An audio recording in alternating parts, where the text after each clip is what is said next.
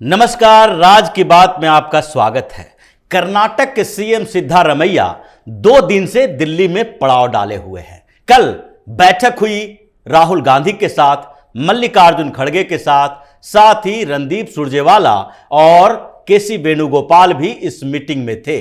करीब 37 कर्नाटक के नेताओं के साथ इन लोगों की बैठक हुई और उसके बाद रात में कुछ चुनिंदा नेताओं के साथ बैठक हुई, जिसमें केसी वेणुगोपाल, राहुल गांधी, मल्लिकार्जुन खड़गे और सुरजेवाला तो थे ही, लेकिन कर्नाटक के जिन नेताओं के साथ बैठक हुई उसमें सीएम, डिप्टी सीएम के अलावा कुछ मंत्री थे, क्योंकि यह बात चल रही थी 28 लोकसभा सीटों पर। यह बात चल रही थी कांग्रेस की सरकार को बचाए रखने के ऊपर, बात चल रही थी उन योजनाओं के ऊपर जो कि प्रधानमंत्री नरेंद्र मोदी के फंड से ही चलाया जा सकता है, क्योंकि कर्नाटक के ऊपर इतना कर्ज है और सरकार के विधायक इस कदर परेशान हैं कि अब सरकार चलाना ही मुश्किल हो रहा है। इसलिए रात में बैठकों का दौर कांग्रेस के नेताओं के साथ चला और फिर दिन में सिद्धारमैया ने प्रधानमंत्री नरेंद्र मोदी से मुलाकात की। इस बीच जो घटनाएं कर्नाटक में चली है उसे लेकर पीएम मोदी के सामने पहुंचे सिद्धारमैया और सिद्धारमैया ने लगभग आधे घंटे तक प्रधानमंत्री नरेंद्र मोदी से एक ही बात की कि हमें सरकार चलाने के लिए फंड चाहिए, क्योंकि अगर फंड नहीं होगी तो हम सरकार नहीं चला पाएंगे। और यह चर्चा लंबे समय से चल रही थी और इस बीच जो घटनाएं कर्नाटक में घटी है उसका सीधा संबंध इन बैठकों से है।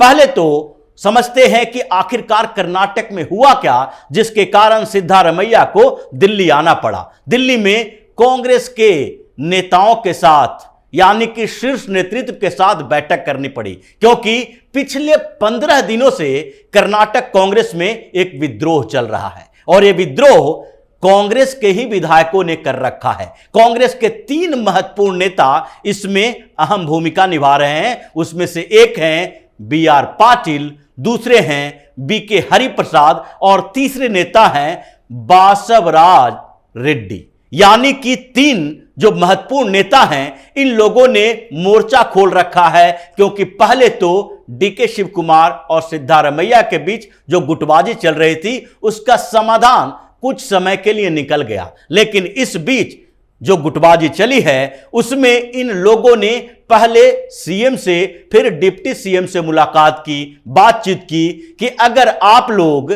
आला कमान की बातों को मानकर केवल उन 5 वादों को पूरा करने में लगे रहेंगे तो हम अपने लोगों को क्या मुंह दिखाएंगे। हमारे क्षेत्र हैं, वहां के लोग हमसे उम्मीद किए हुए हैं और हमारे पास विधायक निधि में फंड नहीं है, पैसे ही नहीं है कि हम उनकी योजनाओं के लिए, अपने क्षेत्र में काम करने के लिए कुछ पैसे दे सकें। इसीलिए जब यह बातचीत कोई परिणाम के स्तर पर नहीं पहुंचा तो इन लोगों ने फिर सीएम को चिट्ठी लिखी। चिट्ठी जो लिखी गई थी उसमें पहले 11 विधायकों के नाम से चिट्ठी लिखी गई कि हमें अपने लिए पैसे चाहिए और हमारे क्षेत्र में विकास की योजनाएं क्या क्या हो सकती है ये आप बताएंगे। अब हम ऐसे चुप नहीं बैठे रह सकते हैं। लेकिन यह विधायकों की संख्या धीरे धीरे बढ़ते हुए 30 तक पहुंच गई और उसके बाद कुछ और विधायक इसमें शामिल होते गए। इस बीच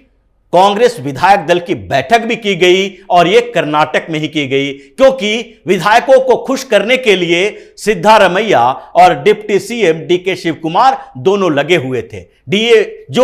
डीके शिव कुमार ने एक और बात कही, उससे भी विधायकों का असंतोष और भी बढ़ा, क्योंकि शिव कुमार ने सीधे अपने ही पार्टी के विधायकों के ऊपर आरोप लगा दिया कि अब कर्नाटक में सरकार को अस्थिर करने के लिए, सरकार नई बनाने के लिए जेडीएस और भारतीय जनता पार्टी तालमेल कर रही है, गठबंधन करने की कोशिश कर रही है और इसे दिया गया सिंगापुर कॉन्स्पिरेसी का नाम, क्योंकि दोनों पार्टी के नेताओं के बैठकों की बात की गई। यानी कि डीके शिव कुमार ने जो बोला उसका सीधा मतलब था कि जेडीएस और भारतीय जनता पार्टी गठबंधन तो बनाएगी, लेकिन क्या जेडीएस और भारतीय जनता पार्टी के पास इतने विधायक हैं कि गठबंधन करने के बाद भी यहां पर सरकार बदल सके? क्योंकि अगर कर्नाटक विधानसभा की स्थिति देखते हैं तो वहां पर कांग्रेस को पूर्ण बहुमत मिली हुई है। 224 सदस्यीय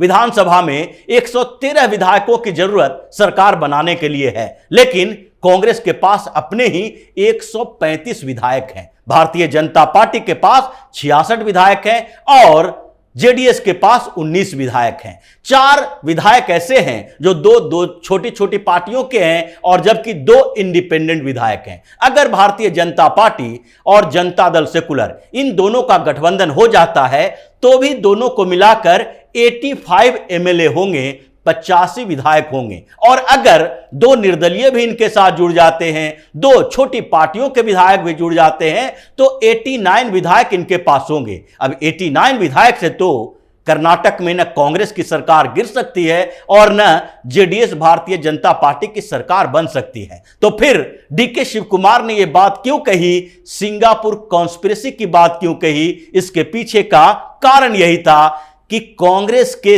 30 से ज्यादा विधायक विद्रोही तेवर अपना चुके हैं, जिसमें से 3 बड़े नेता जिसकी बात किए बीके हरिप्रसाद, बीआर पाटिल जैसे नेता जो थे, ये पूरी तरीके से विद्रोह के तरीके अपना रहे थे। बीके हरिप्रसाद ने तो यहां तक कह दिया था कि जिस तरीके से सीएम सिद्धारमैया को बनाया जा सकता है उसी तरीके से सिद्धारमैया से सीएम की कुर्सी छीनी भी जा सकती है। यही नहीं, बासवराज ने भी तो यह कह दिया कि सिद्धारमैया ये भाग्य किस्मत के आधार पर सीएम बन चुके हैं। ऐसा नहीं है कि वो बहुत बड़े पॉपुलर लीडर हैं, ऐसा भी नहीं है कि उनका कमिटमेंट, उनका चेहरे से कर्नाटक में वोट मिलती है। सिद्धारमैया तो पहले जनता दल सेकुलर में थे, जनता दल सेकुलर को छोड़कर यानी जेडीएस छोड़कर वो कांग्रेस में आए और दूसरी बार सीएम बन रहे हैं। ये सिर्फ किस्मत का खेल है। किस्मत जैसे ही साथ देना छोड़ देगी, जैसे ही सिद्धारमैया को इस्तीफा देना पड़ेगा। मतलब साफ था कि वो भी इस विद्रोही गुट में शामिल हो चुके थे। लेकिन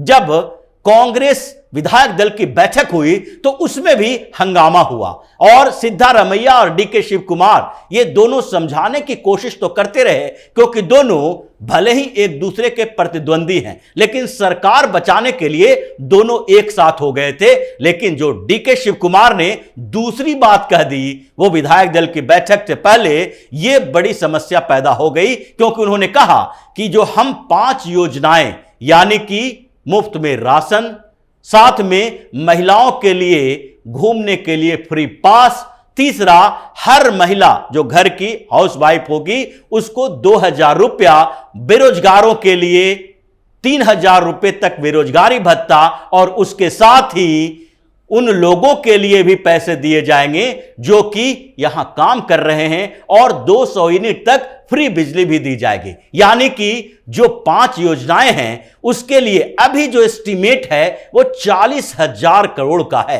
और 40,000 करोड़ के इस एस्टीमेट को पूरा कहां से कर पाएंगे अगर दूसरे योजनाओं के लिए भी पैसे देखे जाएं तो, क्योंकि अभी 76 योजनाएं तो कर्नाटक में ऐसे ही चल रही है, उसके लिए भी बजट की व्यवस्था की जाएगी। और जब ये बात हुई तो विधायक निराश हुए कि हमारी बात नहीं सुनी जाएगी। यह विवाद इतना बढ़ा कि लगा कि अब या तब कभी भी कांग्रेस की सरकार वहां गिर सकती है। इसलिए दिल्ली में बैठकों का दौर शुरू हुआ और दिल्ली में जो बैठकें शुरू हुई उसमें कर्नाटक के नेताओं को बुलाया गया। यहां पर राहुल गांधी के साथ बैठक हुई, खड़गे के साथ बैठक हुई, दिन में सारे नेताओं के साथ बैठक हुई, रात में कुछ चुनिंदा नेताओं और मंत्रियों के साथ बैठक हुई और फिर दूसरे दिन सिद्धारमैया की मुलाकात प्रधानमंत्री नरेंद्र मोदी से होती है और वो फंड की मांग करते हैं कि हमारे पास सरकार चलाने के लिए पैसे नहीं है।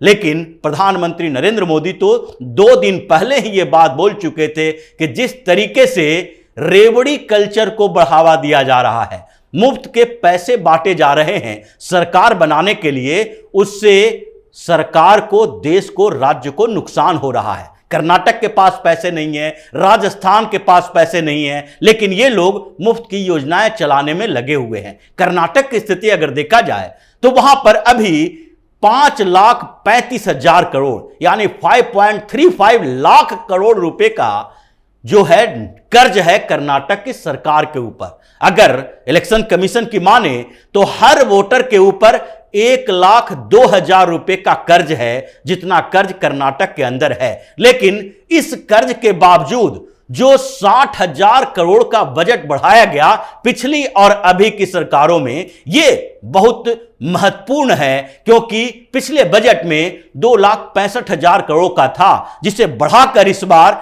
3,27,000 करोड़ का किया गया। यानी लगभग 65-70 करोड़ का जो बजट बढ़ाया गया, वो बजट सिर्फ और सिर्फ इन 5 योजनाओं के लिए थी। लेकिन आप बजट तो बढ़ा दोगे, रेवेन्यू कहां से लाओगे? रेवेन्यू है नहीं, कलेक्ट हो नहीं रहा है, और उसके बाद पैसे खर्च किए जा रहे हैं। अब पैसा कर्ज कहां से आएगा? केंद्र सरकार इन बातों के लिए, इन कामों के लिए, इन योजनाओं के लिए पैसा देने वाले नहीं है। जैसे कि पिछली बार हुआ, जब कर्नाटक में अनाज देने की, मुफ्त की अनाज देने की बात सिद्धारमैया सरकार ने जो कही थी उसको लागू करना था, तो सिद्धारमैया ने एफसीआई से बात की कि आप हमें उसी रेट पर अनाज दें। लेकिन एफसीआई ने सीधे मना कर दिया कि हम इतने अनाज मुफ्त की योजनाओं के लिए नहीं दे सकते, मार्केट खुला हुआ है, आप खरीदिए और अपनी जनता को मुफ्त में दीजिए। इसके कारण इन लोगों ने एक नया तरीका शुरुआत की कि अब अनाज नहीं बल्कि उसके रेट के बदले पैसे ही लोगों को दे दिए जाएंगे। इसी तरीके से 200 यूनिट तक फ्री बिजली देने की जो बात कही गई है, उसको 5 अगस्त से लागू करने की बात चल रही थी कि घोषणा की जाएगी। लेकिन अब तक घोषणा के लिए असमंजस की स्थिति यही है कि इनके पास पैसे ही नहीं है। अब ऐसे में जब पैसे हैं नहीं तो किया क्या जा सकता है? पीएम मोदी ने तो साफ तौर पर मना कर दिया कि केंद्र सरकार इन योजनाओं के लिए कर्ज नहीं दे सकती, नहीं कोई स्पेशल पैकेज मिलेगा। आपने जो वादे किए हैं उसको निभाने के लिए अपने स्तर पर काम कीजिए। और दूसरी तरफ जो कर्नाटक में चल रहा है उस समीकरण को समझना जरूरी है, क्योंकि अब सरकार सिद्धारमैया बचा नहीं पाएंगे, चाहे जितना भी राहुल गांधी और मल्लिकार्जुन खड़गे के साथ मीटिंग कर लें, क्योंकि 30 से ज्यादा विधायकों ने विद्रोही तेवर अपनाया है। अगर ये विधायक कांग्रेस छोड़ देते हैं, जैसे कि पिछली बार हुआ था, पिछली बार भी जेडीएस और कांग्रेस की सरकार बनी थी, भारतीय जनता पार्टी बड़ी पार्टी थी, लेकिन फिर भी इन दोनों ने गठबंधन किया, और जब सरकार चलने लगी तो 19 महीने के अंदर ही सरकार गिर गई, क्योंकि यह सरकार उन विधायकों के विद्रोह के आधार पर थी जो कि पहले से ये मान रहे थे कि ये गठबंधन सही नहीं है। और इसलिए 19 विधायकों ने अपनी अपनी पार्टी छोड़ दिया, जेडीएस और कांग्रेस को,